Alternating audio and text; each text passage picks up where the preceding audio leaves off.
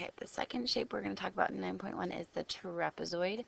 The trapezoid, remember, has two parallel bases. It's a quadrilateral, and the height is perpendicular always to the bases.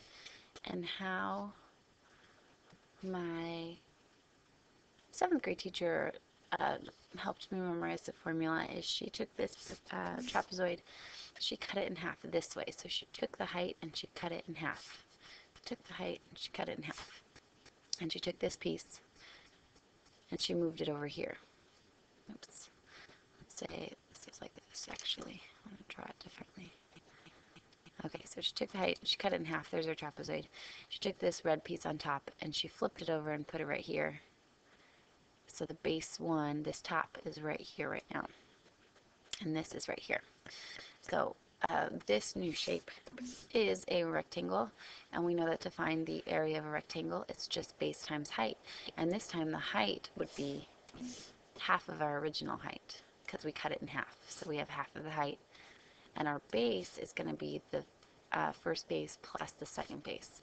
So we have B1 plus B2, and that's how you figure out the area of trapezoids. So the first type of question I can ask you is very straightforward. I'm just asking you to find the area. So you're going to have to remember that that's half the height times the sum of the bases, and plug in what you know. The height is 6.2. The bases are 8 and 5. So you do the parentheses first, and that's 13. 6.2 divided by 2 is 3.1. Multiply those two together, and you get that the area is times 13.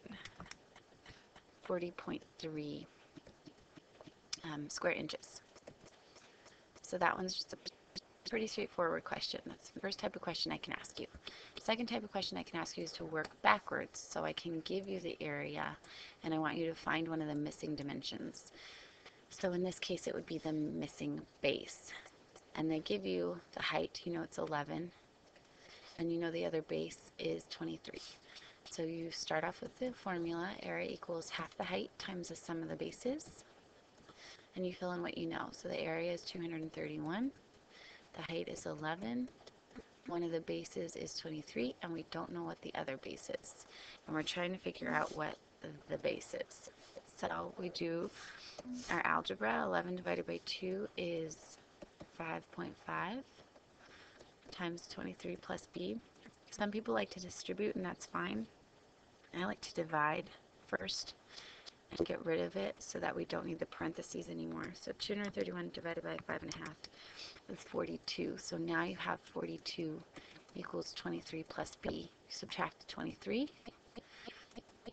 and you get that the base is 19 millimeters.